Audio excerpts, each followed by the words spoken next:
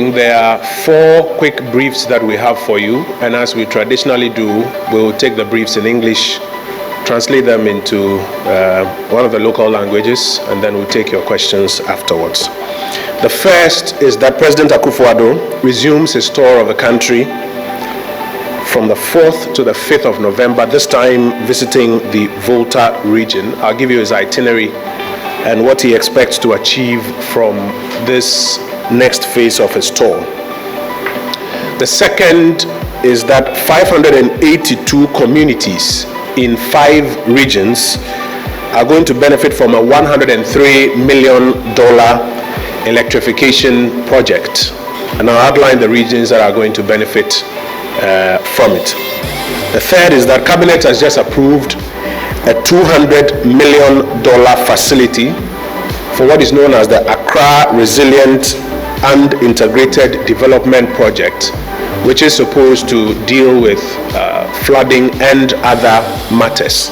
And I'll give you details of that. And finally, Ghana is getting ready to mark the National Youth Day on the 1st of November. I'll invite the NYA to outline to us what they are doing and the expected outcomes. President Akufo-Addo will on Monday, the 4th of November 2019, resume his national tours, this time visiting the Volta region. On Monday, the 4th of November, he will kick off the tour in the Ho Central constituency with a meeting of the Regional Security Council. He will then depart to Adaklu and Akachi to inspect infrastructure projects and also attend the 30th anniversary of the Akachi District Assembly. President Akufo-Addo will then grace a Durbar of chiefs and people of Aplao as part of his tour. On Tuesday, the 5th of November, the President will interact with students and tutors of selected senior high schools in Ho and Vakpo. He will also attend Durbars in Jelukope, Peve as well, and commission a dormitory block for the Vakpo Senior High School. He's expected to also visit the Volta Star Textiles Limited and lay a foundation stone for the railway project, which is now being expanded to some other parts of that enclave. These regional tours by the President are aimed at giving him an opportunity to hear firsthand from the people and observe for himself the progress of work.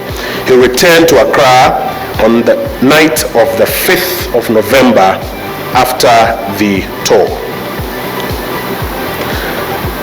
582 communities in 5 regions are expected to benefit from a $103 million electrification project following the signing of an agreement and the granting of cabinet approval for that agreement. The agreement is between the government of Ghana through the Energy Ministry and the China International Water and Electrical Corporation. Cabinet has given approval for the projects, which will cover 5 regions, namely Ashanti, Bono, Eastern, Volta, and Western regions. A phase 2 of the initial 1,033 communities that benefited from a similar project. Now, the phase 1 project was earmarked to connect a number of communities that covered about 15 districts in the Ashanti, Eastern, Volta, and Western regions, and is currently about 90% complete, with some 441 communities already enjoying connection to the national grid. The money for phase 2 will be used to finance the supply and reception of electrical materials and equipment for the electrification projects in these communities. The agreement is part of government's National Electrification Scheme, which started from the 1990s and is aimed at reducing poverty, especially in rural areas, increasing the overall socio-economic development of the country, and enhancing the activities in other sectors of the economy such as agriculture, health, education, and tourism. The scope of the project includes design, manufacture of materials, delivery, installation, testing, and commissioning, as well as handing over of the electrification project to the beneficiary communities. The project is to be completed within 18 months from the commencement date. Government believes that the scheme will also create jobs in the rural areas and help in the reduction of urban migration and contribute significantly towards universal access to electricity and take us to a minimum of 90% across this country by 2020. And it covers 582 communities. The outline will be made available when the memorandum for the project is laid before Parliament shortly. Brief number 3, as I mentioned, is that Cabinet has approved a $200 million facility for the Accra Resilient and Integrated Development Project. 4 ministries are spearheading this project. They include the Works and Housing Ministry, that is chairing the Interministerial Committee on this, Sanitation and Water Resources, Zongo Development, and Local Government. Now, among their respective roles, the Works and Housing Ministry is using its share of the fund to handle drainage of key water outlets, including the Odo River that has been spoken about for many years. Finally, it has been approved, while the Sanitation Ministry will be responsible for the construction of transfer stations and a new landfill site in the Greater Accra region. The project is also expected to improve flood risk management and solid waste management around the Odo Basin of the Greater Accra region and improve access to basic infrastructure and services in the targeted communities within the basin. Now, as I'm sure you are aware, floods very often lead to a loss of lives and damage to property. This project is therefore expected to mitigate the impact of these floods, thereby enhancing economic and social development. Solid waste management, which has also been a major sanitation hurdle for government, will be improved under the project. About 500,000 people from low-income communities will benefit from solid waste collection systems and final disposal capacity improvement. On a larger scale, some of the expected outcomes include improved solid waste management, improved basic infrastructure and services in targeted communities, and also it will serve as an annual grant targeted through the MMDAs, I beg your pardon, for the enhancement of revenue strategies, improvement of municipal finance and budgeting, as well as capacity development. The indiscriminate dumping of refuse and plastic waste will also be targeted through this funding arrangement, and we expect that it will result in a reduction of solid waste that ends up in the ocean, which is often known as marine litter. So Cabinet has granted approval for this facility. It will be making its way to Parliament, and once Parliament also gives approval, the ministries responsible are expected to receive the funding and commence work on this project. Finally, Ghana will mark the National Youth Day on Friday, the 1st of November 2019. It's a day set aside by the African Union Commission to promote an increased awareness and recognition of young Africans as critical agents of positive change. Here in Ghana, you'd have noticed already that the National Youth Authority, that is a government agency mandated to regulate and coordinate youth development activities, is embarking on a number of activities to commemorate that day. Their theme is Ghana Beyond Aid, the Youth Factor, and it's drawn out of the vision of President Akufo-Addo and his administration to get our country to that point.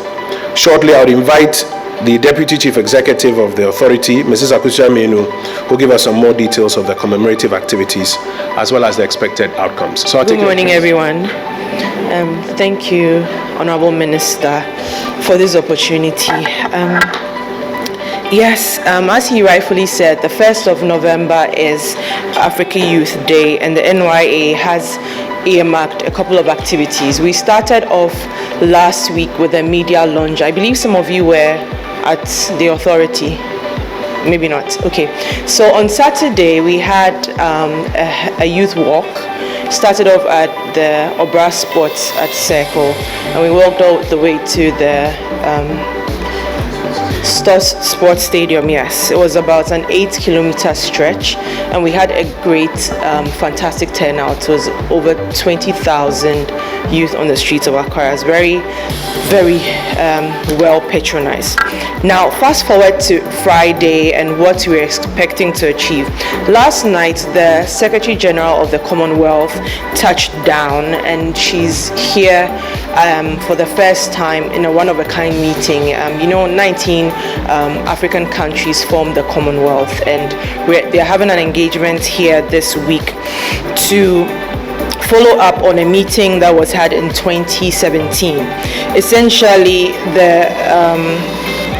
the meetings will draw an African action plan and resolution to empower youth living in Commonwealth countries. Now, what would happen on Friday is that there's going to be a youth parliament. The vision and the hope was to have the president be a part of it, and we are getting some information from his office that there's a conflicting schedule, but we had really hoped that he would be there, and we still hope that he attends. Now, the theme for that is Ghana Beyond Aid, the youth factor, at the College of Physicians and Surgeons, located just at the Ridge Runabout, just around here, and it will start at 8 a.m. The special sitting of the National Youth Parliament is part of the activities. It's a maiden edition, and it's going to involve 260 youth parliamentarians that have been selected from districts across the country. Now, there are actually 84 from existing districts that we have commemorated. We started off with 70 as a pilot, and it went well with youth participation. We've also been intentional with making sure that women are also represented in the youth parliament. As we speak, there are activities even happening today. For instance, there's going to be a meeting to discuss country representations on a meeting that was had in Uganda in 2017, and then the Commonwealth Heads of Government meeting, which happened in the United Kingdom. Some of these meetings happen every 2 years, and they just get back together and give feedback on progress. So we are hoping that one of the things that we would take from this is to roll out a plan to actively plug in our youth, especially with the vision that this government has outlined with Ghana Beyond Aid. So that's the summary of it. Pretty short and simple. And the tree, sorry. Okay, so I hope I won't be graded for it. So